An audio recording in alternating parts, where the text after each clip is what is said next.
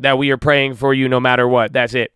So I hope you know that, whether you fill this out or not, we're praying for you. So you can't say you ain't got nobody praying for you, man. And that's why we have it, because it really goes a long way, man. It's just the culture that we got here, supporting each other. And ultimately, if it can't flow through you, it's not going to flow to you. And we think there's enough room for everybody to succeed. We wish the best for everybody. And again, I just hope you know we praying for you, baby. And that's all it is. Just I'm praying for you, whether you ask for it or not, Chad. And please pray for me. Pray for all your other brothers and sisters in here. Again, I think you got something a little different here. I mean, you got people coming in here asking to be prayed for. Y'all don't feel me, man. Let's go.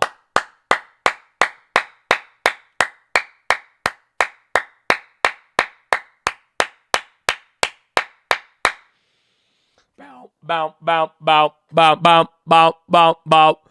So, Chad, I love you. God bless you. Thank you again for praying for me. I hope you guys got the PHILO, man. You know, the birds are above 3 feet from the sky. You still got to reach out and get it. And you know what that means when it's 3 feet above? It means that you don't have to go too crazy. It's not like you see the birds like 100 feet up and you need to scheme. You're like, oh, they're close. Let me scheme to get. No. I'm telling you, the moment will be right in front of you. All you're going to have to do is reach. And I'm just telling you, that takes effort still. You still got to be in the game. You still got to push yourself. You could be in the middle of a miracle. And if you do not apply effort, you will still walk away with nothing. I don't know if they feel me, Chad. So I hope you got the PHILO. It was a good one. I liked it, man. I really hope it gets you as excited as I did. But, Chad, I love you. Go read the books, Richest Man in Babylon, Proverbs, New Living Translation, and The Strangest Secret in the World. And Lead the Field by Earl Nightingale, okay?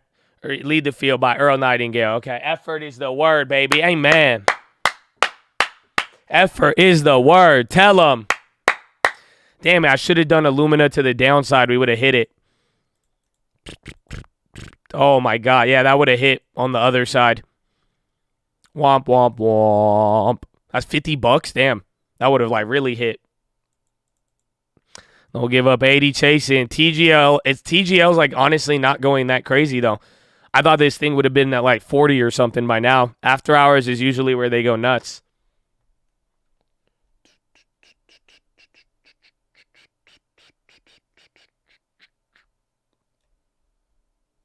I'm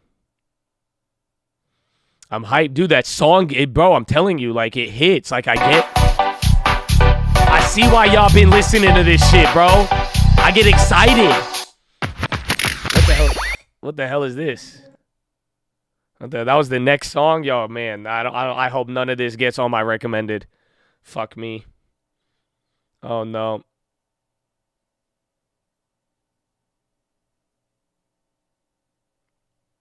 Uh-oh. Bloomberg. Bro, Bloomberg is so confusing. Bloomberg just put out an article after hours. Market bears may face more pain should certain signals keep flashing in Quantland. That can last perhaps 100 days if volatility stays low. Honestly, I think they're trying to keep it. I think they don't want it to go any higher but they don't want it to go lower than here. I think they want the market above 400, but they don't want it to go above 420 too fast. I don't know. That's what I'm getting out of this, of all day today. It's they want it down a little bit, but they also don't want it to go. They want to calm down the zombies, and they want to calm down all of the hype plays and all of that. They want it here, but they don't. It's they don't want it too much, but not too little. They want it cloudy. Yeah, no storms, no sun, Mm-hmm. Because today's wild. I mean, again, all this stuff we've read and what we got, it's very weird. Honestly, it's been very, very weird. Very, very weird. There's been so many things.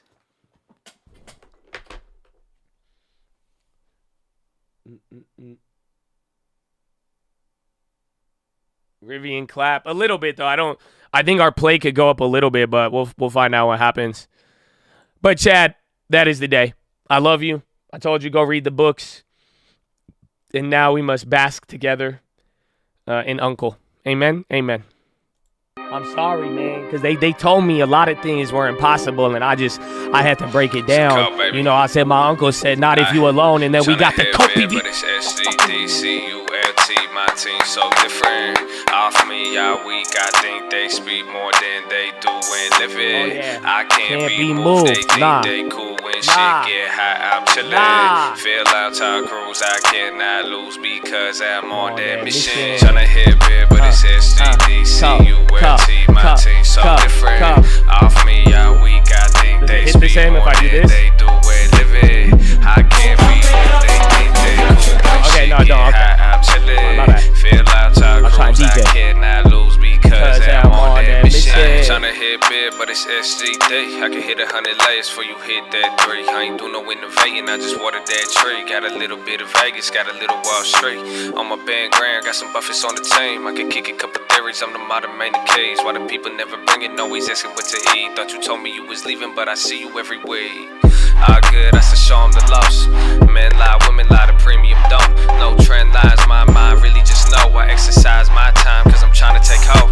Poet and philosopher, I feel like the road. They told me what's impossible, I told them alone. Cause even though it's there, I can stay what's impossible, I told them alone. Like the road, they told me what's impossible, I told them alone. Like the road, they told me what's impossible, I told them alone. Cause even though it's there, I can stay on the road.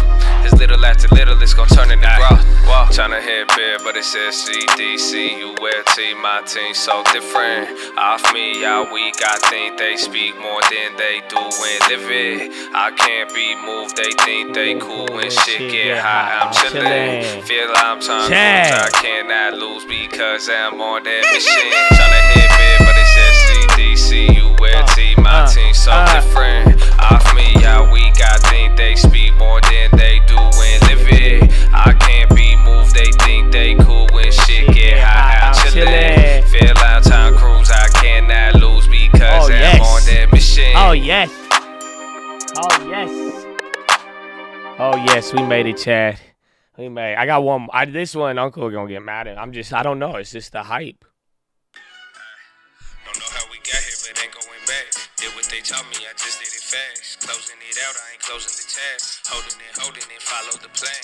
Holding no grudges, be holding the land. Tell me they fan, but they act like a fans. Tell me the point, not the middle, the end. We came from nothing, but did it again. Bag after bag, pad after pad. Gave it to God, but he giving it back. Funny how vanity gone in a flash. Told them no pictures, I'm just talking facts. Fuck with me now, funny thing had. They said I'm nothing but comfort the crown. They frontin', y'all bugging, I gave y'all the style. We kept it 100 and still kept it smile. Don't know how we got here, but ain't going back. Oh, just wait till you hear it. It's not. That's why. Don't say it as I go. I had to leak that. Uncle gonna kill me. He gonna kill me. Oh my gosh.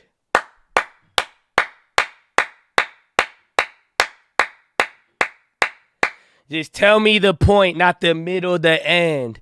We came from nothing but did it again. Bag after bag, pad after pad. Gave it to God, but he giving it back. Funny how vanity gone in a flash. Told them no pictures, I'm just talking facts. Fuck with me now, funny thing had. They said I'm nothing but comfort the crown. Y'all frontin', y'all bugging, I gave y'all that style. We kept it 100 and still kept a smile. Bro, I'm just too hyped, honestly. I don't know what to tell you, Chad. I just get hyped, you know. I don't know what it is about the final bell. You know what I'm getting? You know what I'm saying? Like, it's crazy. It's crazy. What's SD? He thinks, honestly, Eric thinks we're like a gang. Honestly, like, for real, I feel like Eric thinks like we walking around like SGD and like we just like have bandanas on and like we just like doing stuff with our hands. You know what I'm saying? Eric's like, yo, what the hell does this mean, bro? He said, hold up. What is this? What is this SGDCULT? What does this mean, bro? Hold up. Yeah, where you from, Eric? Who's asking? Huh? Who's asking, Eric? Huh? Where you from? Where your grandmama stay, bro? Huh? Oh, you from here? Mm-hmm. He's like, what?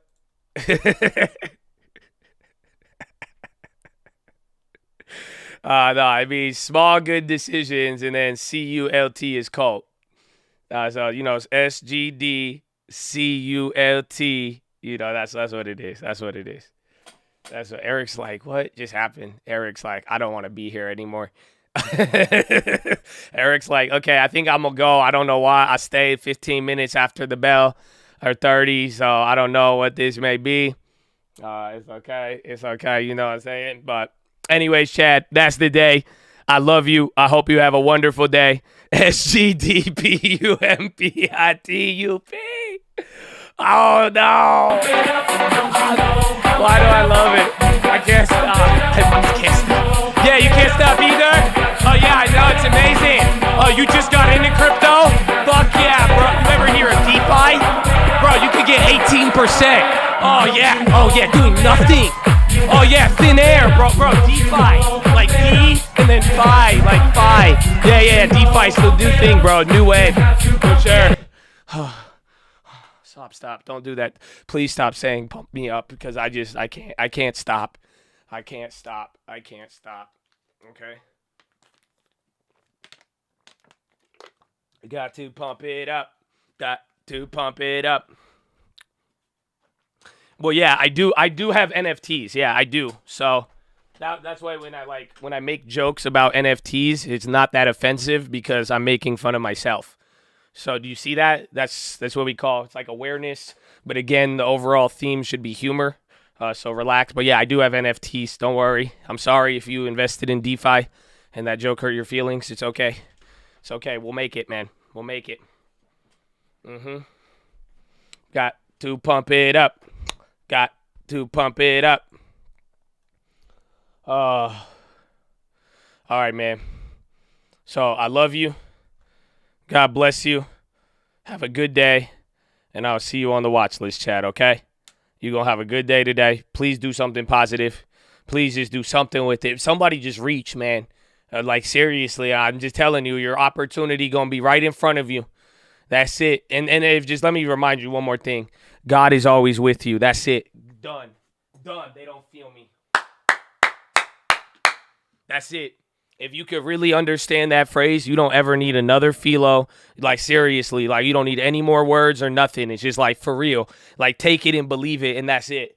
No, like, I mean, like, seriously, like, that's all I'm saying. Like, for when it's all said and done, you got me laughing at myself sometimes because I'm like, man, all this PHILO, all these things, all this stuff, when it's just very simple, man. Trust the Lord. They don't.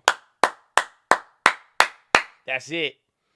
All right, baby. So I love you, Chad. You have a wonderful day. I'll see you tonight on the watch list, and I'll see you tomorrow morning, baby. Peace out.